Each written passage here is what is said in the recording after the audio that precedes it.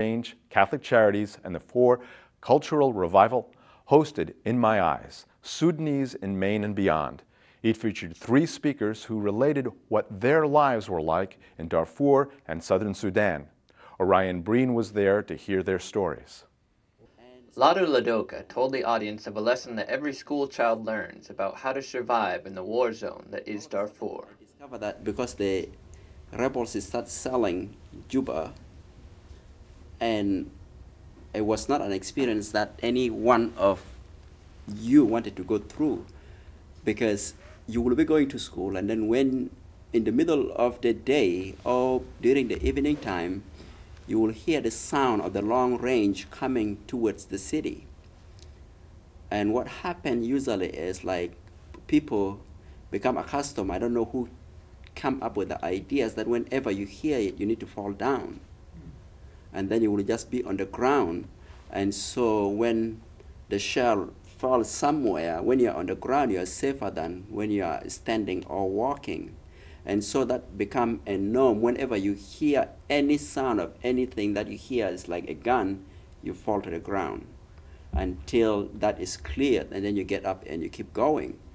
Dominic Suru then explained that for those fortunate enough to leave Darfur, the journey is not always an easy one.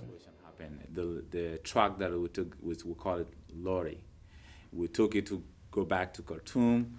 The driver didn't know his way, how to get there, so we got lost. And then some of you guys heard about the Sahara Desert, the biggest desert in the world, which is connect Egypt and Sudan and Libya. So and most of the people who get lost, they don't make it. And when I was young, I keep hearing stories people got lost. So we got lost for 3 days. The 3rd day, most of the people are Muslim, and they have a prayer called Salat al-Jum'ah. That means no Salat al-Maut, when people are about to die as a group or somebody, they have to have a prayer on Friday and something like that. So, I mean, we know we're gonna die, and nobody gonna make it.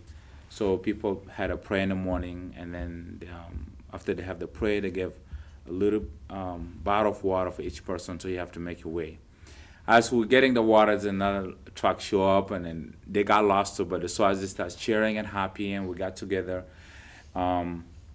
We asked them, where are you guys coming from? So we got lost and stuff like that. So we got together, we got in one truck, we start going to anywhere. We don't know where we're going. Both the driver doesn't know where we're going. So we drove for 1 hour, and then the gas finished.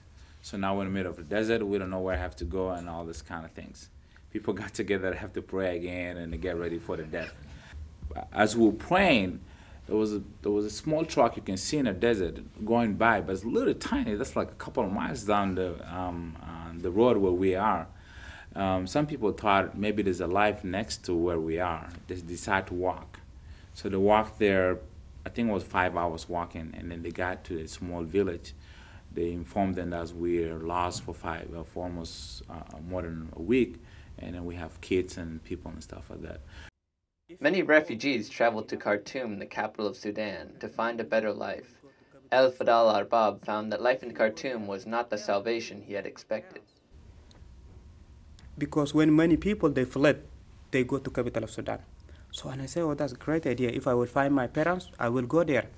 So that's why from Darfur, and I move from Darfur, I take a lorry, and it takes me 12 days from Darfur to get to capital of Sudan, Khartoum, because it's very far away from Darfur to capital of Sudan. So I come to Khartoum, and it was very difficult for me. I was thinking maybe it will be easy, but it's become worse when I come to capital of Sudan. The life difficult, there is no shelter, there is nobody talking to you because the people, they speak different languages, and I speak only the 4 tribe language. So the first week I was like lost boy in the street. I have to find my own food, my own water, and you know, I have to go to the trash compactor and tear the bags, find the dry bread and anything to eat to be survive. At night time when I want to sleep, I have to go either under the bridge or in the trash place. I have to make like the plastic bags, like there is a huge plastic bag, I have to make us my own room, and I just kind of get there and just sleep there. So, and after that, one morning, there is 2 kids came, and they been looking for a food as well as I'm looking for a food. And I say hello to them. They say hello to me with the same language. So I asked them, is it you guys know anybody from Darfur here? They could help me to find my parents. They say, no, we live by ourselves. We don't know anybody. So that's why those kids, they told me, let's go and live with us. We go and live together where the capital of Sudan, they put the trash out. We live there. We have to find our own food from the trash. We have to find our own clothes from the trash. We have to find pieces of clothes. We make our own beds under the trees. And the water we bring, it was dairy water. It's not clean water. And that's why the kids, they are sick and they die every single week. And there is no medicine. There is no shelter. Even the government of Sudan, they are not helping us. But they coming, even we live by that way, they come and attack and they take bunch of kids and they take them to their houses and enslave them. When they grow up, they drag them and they go back and fight for their own communities. They're against their people because the government of Sudan forcing them and dragging them. On Martin Luther King Day, Dominic Saru reflected on how Dr. King's legacy lives on to the refugees from Sudan.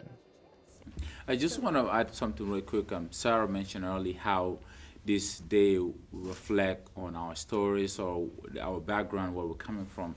And I think it's so important that the legacy of Martin Luther King, how it's been continued through the citizen of this country or the generation of this country up to date, and which was based on justice for people or human rights for the people.